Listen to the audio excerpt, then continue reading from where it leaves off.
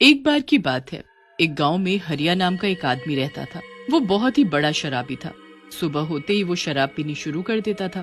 पूरा दिन वो कोई काम धंधा करता नहीं था और बस शराब पीकर यहाँ वहाँ पड़ा रहता था। हरिया की पत्नी मीना बेचारी बहुत ही अच्छी और सीधी औरत थी।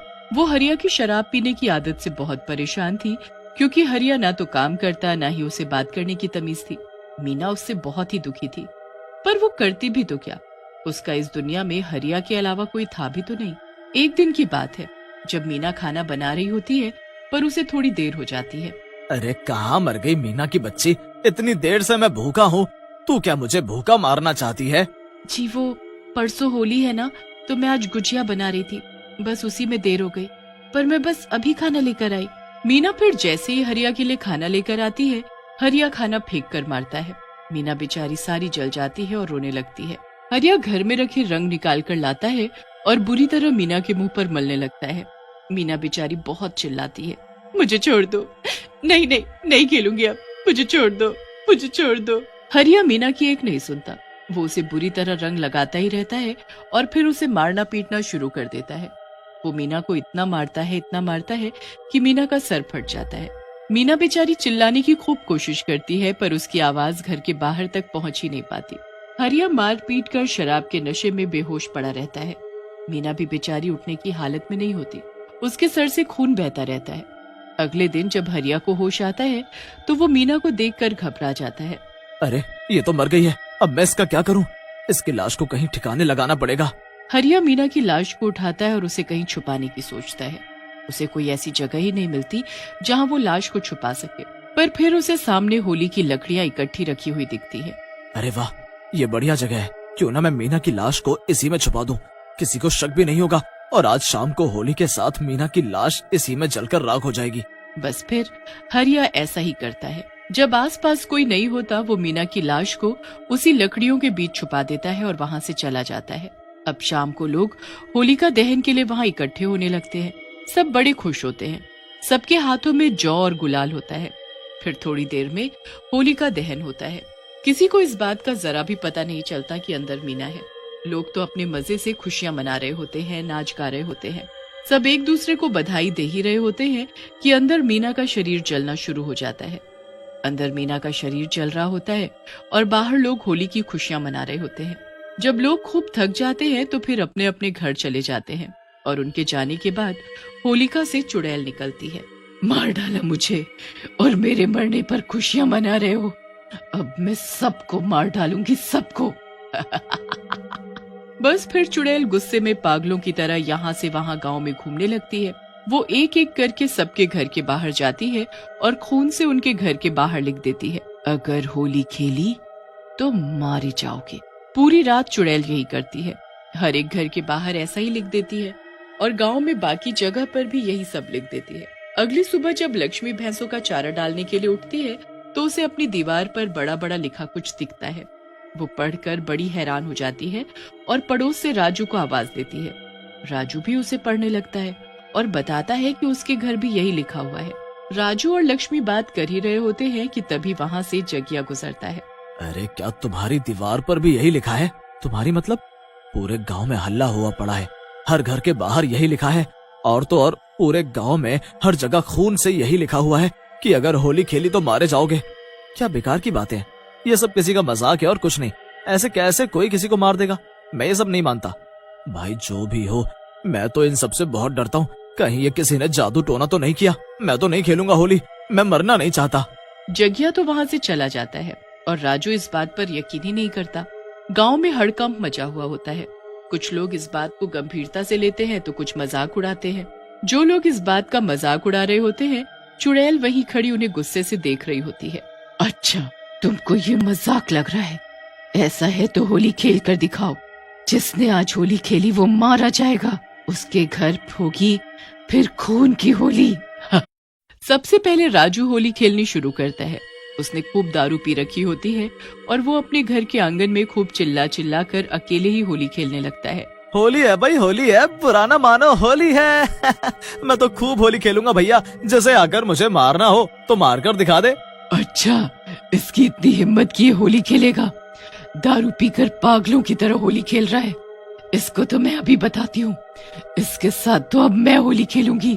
राजू रंग उड़ा उड़ा कर होली खेल ही रहा होता है कि अचानक उसके सामने चुड़ैल आ खड़ी होती है। चुड़ैल के दोनों हाथों में रंग होता है। राजू चुड़ैल को देख उसे घूरने लगता है। चुड़ैल उसके मुंह पर बुरी तरह रंग रगड़ने लगती है। राजू अपने आप को छुड़ाने की कोशिश करता है, पर चुड़ैल उसे रगड़ना नहीं छोड़ती।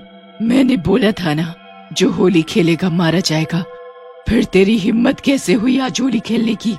अब तो तुझे इसकी सजा भुगतनी ही पड़ेगी। अब तू नहीं बच पाएगा। चुड़ैल खूब खुश होती है और राजू को इतना रगड़ रगड़ कर रंग लगाती है कि यह सांस ही नहीं ले पाता और मर जाता है। उसके बाद चुड़ैल खुश होकर वहां से चली जाती है और जो जो उसे होली खेलता देखता है वो उसको तब तक रंग लगाती है जब तक वो मर ना जाए। पूरे गांव में चुड़ैल जाने ऐसे कितने लोगों को मार डालती है।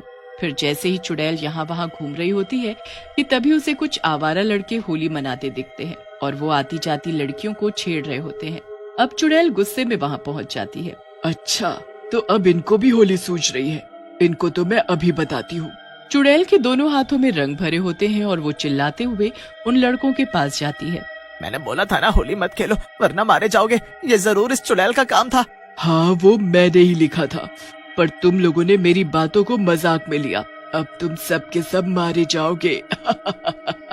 वो लड़के भागने की कोशिश करते हैं और चुड़ैल एक झटके से उन्हें जमीन पर पटक देती है।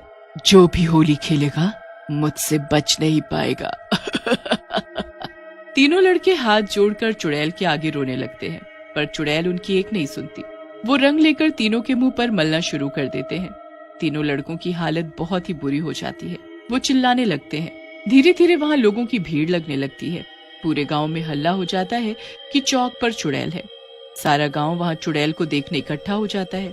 चुड़ैल से लोग पूछने लगते हैं कि उसने पूरे गांव में क्यों लिखा और उसे होली से क्या दिक्कत है। मुझे होलिका में जलाकर मार डाला तुम लोगों ने, इस गांव के लोगों ने। अब मैं किसी को नहीं छोड़ूंगी। मैं उसी होलिका में अंदर जख्मी हालत में पड़ी थी। मैं इतना चिल्लाई पर तुम लोगों ने मेरी नहीं सुनी, मुझे जला दिया। हमें जरा भी अंदाजा नहीं था कि अंदर होलिका में कोई है, वरना हम ऐसा क्यों करते? पर तुम्हें उसमें डाला किसने? चुड़ैल ने फिर पूरी कहानी बताई कि कैसे उसके पति ने उसे मारा पीटा और मरा हुआ समझकर होलिका में छुपा दिया। उसके बाद वो गांव छोड़कर भाग गया। उसने सोचा मैं मर गई हूँ, पर मैं मरी नहीं थी। मुझ में सांसें चल रही थी, मैं जिंदा थी। मुझे तो तुम लोगों ने मार डाला। अब मैं तुमको कभी होली नहीं खेलने दूंगी, सबको मार डालूंगी। सच में तुम्हारे साथ बहुत बुरा हुआ है। हमें इस बात का बहुत दुख है। आखिर एक औरत के साथ इतना बुरा हुआ और हम कुछ न कर पाए। पर अब हम क्या करें बताओ? तुम जैसा कहोगी, जो कहोगी हम वैसा करेंगे। नहीं, जो होली मनाएगा उसे मैं मार डालूंगी। इतना कहकर चुड़ैल गायब हो जाती है। अब लोग परेशान हो जाते हैं कि क्या वो कभी होली नहीं खेल पाएंगे। पर फिर एक पंडित उनको उपाय बताता है। इस औरत की मौत इस होलिका में हमारे हाथों हुई है। अब इसको हमें ही मुक्ति दिलानी होगी। इस साल हमें होली नहीं खेलनी चाहिए क्योंकि हमारे गांव में हमारे हाथों एक मासूम औरत की जान गई है। हम खुशियां कैसे मना सकते हैं? पर अगले साल होलिका वाले दिन मैं इसका उपाय करूंगा, फिर सब ठीक हो जाएगा। बस फिर उस दिन कोई होली नहीं खेलता। पर अगले साल पंडित जी पहले उस चुड़ैल की आत्मा की शांति के लिए होलिका के पास बैठकर उसकी आत्मा शांति करते हैं, जहाँ पूरा गांव होता है। चुड़ैल की आत्मा फिर किसी को दुखी नहीं करती। हर साल लोग पहले जैसे होली।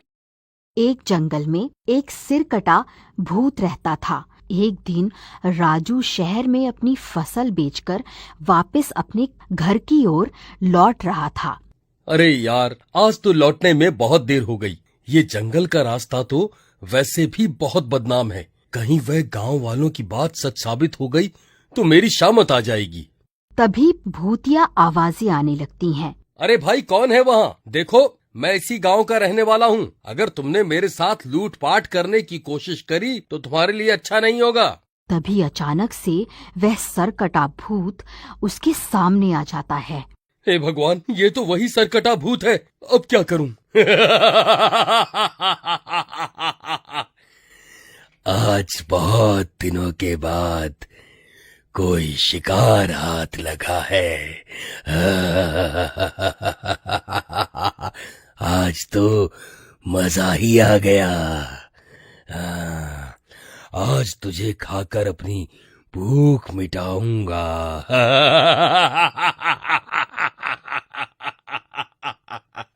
अरे भागो रे, ये तो मुझे कच्चा ही खा जाएगा। फिर राजू तेज तेज भागने लगता है और भागते भागते उसके कमाए हुए सारे पैसे वहीं जंगल में गिर जाते हैं।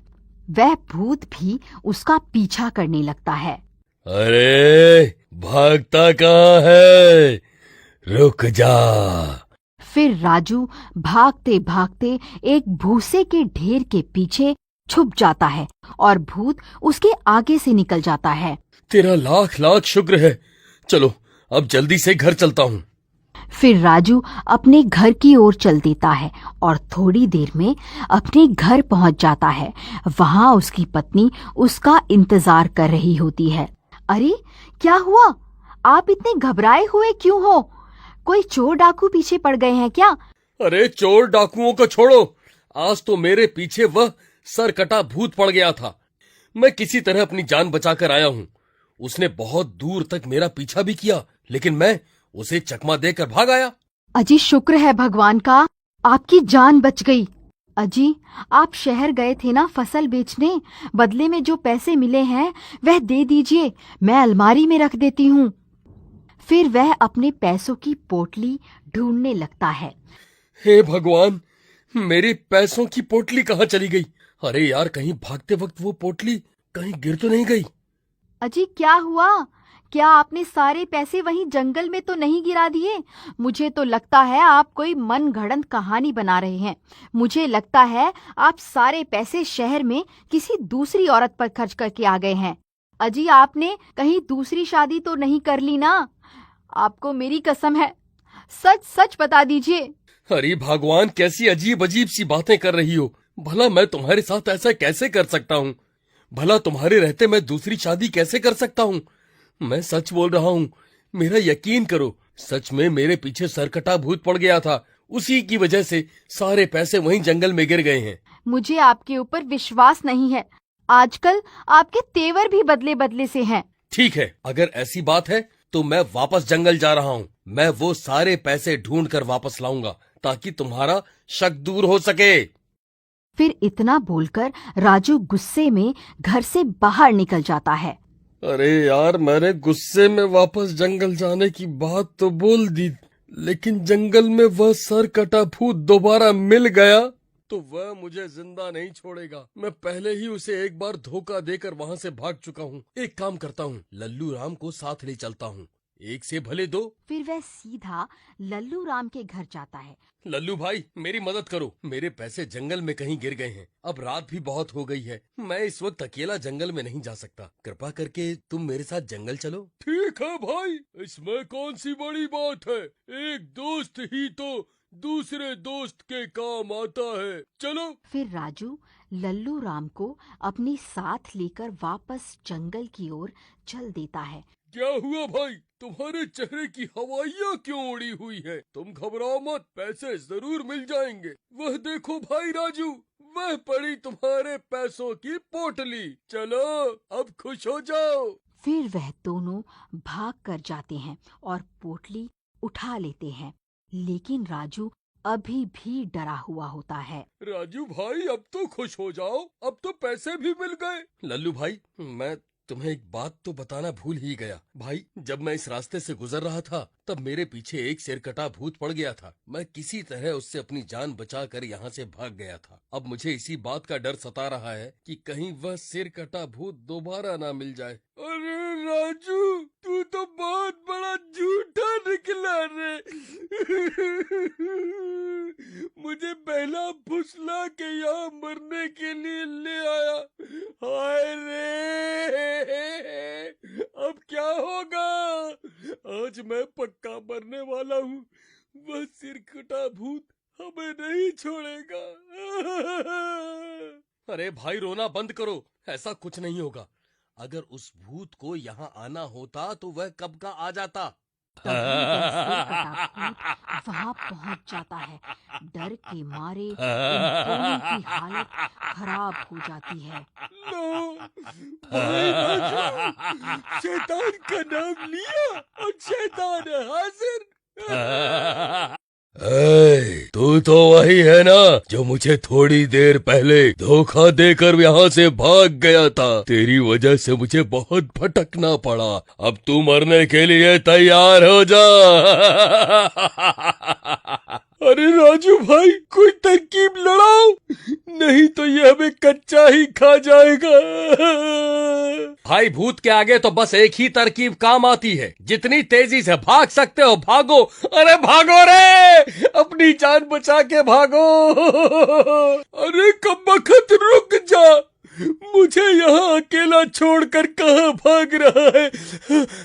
अरे भागो रे, आज मैं नहीं बचने वाला। हे भगवान, मेरी रक्षा करो। अरे बच गए रे, आज तो बाल बाल बच गया। अरे भाई राजू, मेरे लिए रुको। अरे भाई दरवाजा खोलो, नहीं तो ये भूत मुझे खा जाएगा। अरे कमबख्त दरवाजा खोल। अरे डरपोक दरवाजा खोल। अब तेरा क्या होगा लल्लू राम? तेरा दोस्त तो सच में तुझे लल्लू बनाकर चला गया।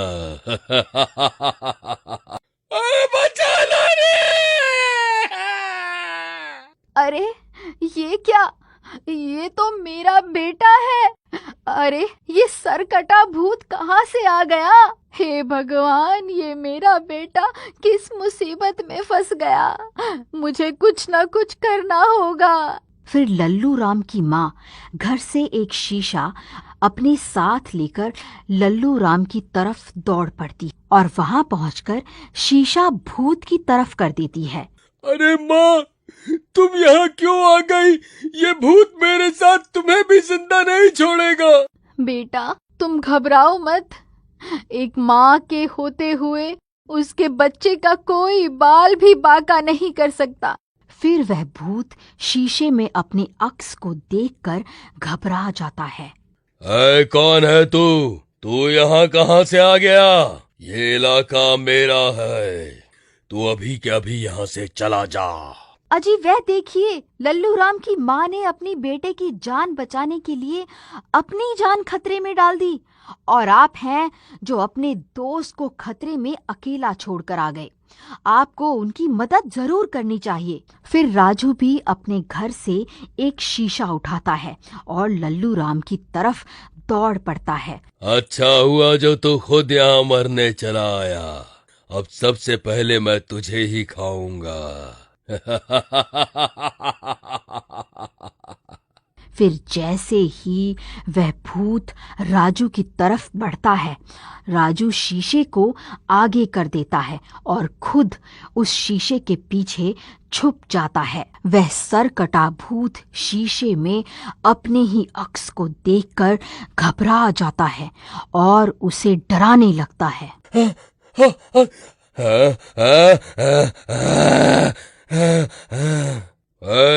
कौन है तू? ये मेरा इलाका है, तू अभी के अभी यहाँ से चला जा, वरना अच्छा नहीं होगा। अरे मर गए रे, ये दो सरकटे कहाँ से आ गए? मैं इन दोनों के साथ एक साथ नहीं लड़ सकता। भलाई इसी में है कि आज यहाँ से भाग लेता हूँ। फिर वह सरकटा भूत वहां से भाग जाता है। फिर राजू लल्लू राम से माफी मांगता है। लल्लू भाई, मुझे माफ कर दो, मैंने तुम्हारे भोलेपन का फायदा उठाना चाहा, मुझे माफ कर दो। माँ जी, मैं आपसे भी माफी मांगना चाहता हूँ, हो सके तो आप भी मुझे माफ कर दो।